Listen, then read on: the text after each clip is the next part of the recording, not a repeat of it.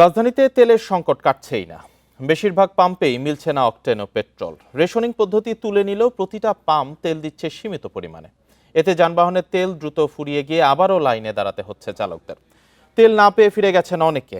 অনেক পাম্পে তেলের মজুদ থাকলেও দেয়া হচ্ছে না, এমন অভিযোগ ক্রেতাদের।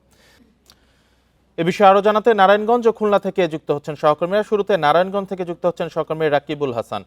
রাকিব, নারায়ণগঞ্জে পাম্পগুলোতে কি পরিস্থিতি দেখতে পাচ্ছেন? লাইন কতটা দীর্ঘ? আর একটি বিষয় যে পাম্প সংশ্লিষ্টরা বলছেন যে তারা চাহিদা মতো পাচ্ছেন না তেল, 1/3 পাচ্ছেন।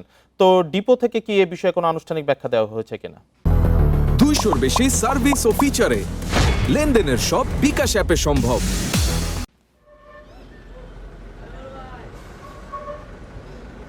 দেখুন, প্রথমে আপনাকে বলি যে নারায়ণগঞ্জের যে 4টি ডিপো আছে, অর্থাৎ ঢাকা জেলার সবকটি জেলাতেই এখান থেকে তেল সরবরাহ হয়। আজকে সকাল থেকেই কিন্তু আমরা তেলের ডিপোতে সুশৃঙ্খলভাবে তেল সরবরাহ করতে দেখছি। দীর্ঘ লাইন আছে, তবে তারা শৃঙ্খলভাবেই এই তেল ডিপোতে তেল সরবরাহ করছেন। আপনাকে জানিয়ে রাখতে চাই যে নারায়ণগঞ্জে 4টি তেলের ডিপোতে আগে থেকেই কিন্তু এখানে সেনাবাহিনী মোতায়েন ছিল এবং সেনাবাহিনীর তদারকিতে কিন্তু এই 4টি তেলের ডিপো থেকে সুশৃঙ্খলভাবে তারা তেল সংগ্রহ করছেন। এবং তেল সংগ্রহকারীরা যে বিষয়টি অভিযোগ করছেন যে তারা চাহিদার তুলনায় তারা তেল কম পাচ্ছেন, এই বিষয়টি আমরা ডিপো কর্তৃপক্ষ এবং সংশ্লিষ্ট এখানে যারা তেল সংগ্রহ করছেন তাদের সাথেও আমরা কথা বলেছি। তা আমরা যেই বিষয়টি জেনেছি তাদের কাছ থেকে, তারা বলছেন যে তাদের চাহিদা অনুসারে তেল তারা কম পাচ্ছেন। কিন্তু ডিপো কর্তৃপক্ষ কিন্তু বলছেন যে তাদের কাছে যেই জরিপ আছে যে প্রতিটা ফিলিং স্টেশন সহ প্রতিটা প্রতিষ্ঠানে, অর্থাৎ তাদের কি পরিমাণ তেলের চাহিদা এবং কি পরিমাণ তাদের তেলের প্রয়োজন, তারা কিন্তু সেইভাবেই তারা তেল সরবরাহ করছেন অ্যালটমেন্টের মাধ্যমে। এবং সরকার যেই প্রতিটা প্রতিষ্ঠানকে যেই পরিমাণ অনুমোদন দিচ্ছেন সেভাবেই কিন্তু এই ডিপো থেকে তারা তেল সংগ্রহ করছে। কিন্তু পেট্রোল পাম্পগুলিতে আমরা যেই বিষয়টি দেখেছি যে গ্রাহকরা সেখানে তারা ভিড় করছেন এবং তাদের চাহিদার চেয়েও বেশি তারা তেল সংগ্রহ করার চেষ্টা করছেন এবং এইসব কারণে কিন্তু একটা বিশৃঙ্খলা তৈরি হচ্ছে। এবং আমার কাছে এই ছিল নারায়ণগঞ্জের ডিপো থেকে সর্বশেষ তথ্য। রাকিব, আপনি সাথেই থাকবেন। এবার খুলনা থেকে জানাবেন আমাদের সহকর্মী শামীমুজ্জামান। শামীমুজ্জামান, খুলনার পরিস্থিতি কেমন এটা আমাদের জানাবেন পাম্পগুলোতে, এবং অনেক পাম্পে তেল মজুত করার অভিযোগ পাওয়া যাচ্ছে, এই অভিযোগের সত্যতা কতটুকু?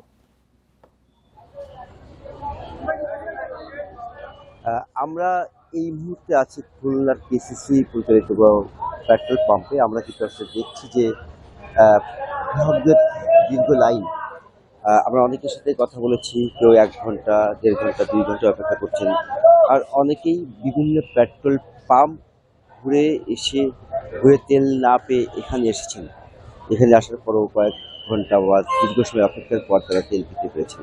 তো এটা হচ্ছে এই পেট্রোল পাম্পের চিত্র। এছাড়া আমরা সকাল থেকে বেশ কয়েকটি পেট্রোল পাম্পে গিয়েছি, সেখানে আমরা দেখেছি যে গ্রাহকদের দীর্ঘ লাইন। অনেকেই পেট্রোল পাম্প আমরা দেখেছি যে গ্রাহকদের যেমন দীর্ঘ লাইন, অনেকে ঘন্টার পর ঘন্টা অপেক্ষা করার পর আসলে তেল না পেয়ে অন্য জায়গায় যাচ্ছেন।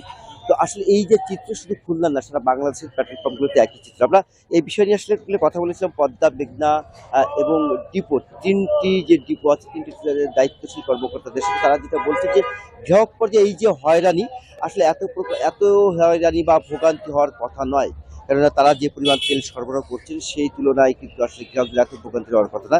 আমরা যে পেট্রোল পাম্পে আছি সেখান থেকে আজকের তথ্য যদি আমরা বলি, আজ কিন্তু ডিজেল, অকটেন এবং পেট্রোল যাচ্ছে 3000 লিটার করে, অর্থাৎ 9000 লিটার সরবরাহ করা হয়েছে। এখানে স্বাভাবিক সময়েই চাহিদা থাকে প্রতিদিন 3000 অকটেন, পেট্রোল 2000 এবং ডিজেল 8000।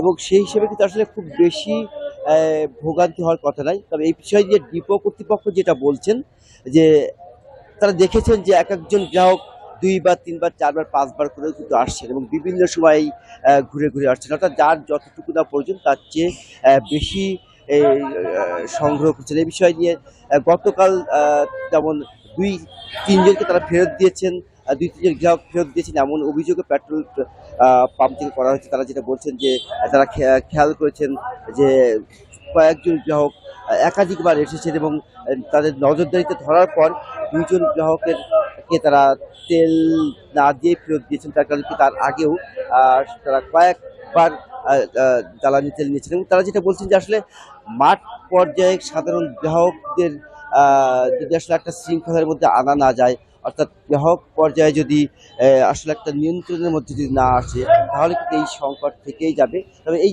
যাতে গ্রাহকরা যাতে নিয়ন্ত্রণের মধ্যে আসে, সেজন্য কিন্তু প্রশাসনের পক্ষ থেকেও পদক্ষেপ নেওয়া যে হয়েছে। এখন আমরা তো এই দীর্ঘ ছিল সারি দেখতে পাচ্ছি এবং ভোগান্তি চিত্র পাওয়া যাচ্ছে, সেটি আপনি জানালেন। নারায়ণগঞ্জ ও খুলনা থেকে জানাচ্ছিলেন আমাদের সহকর্মীরা।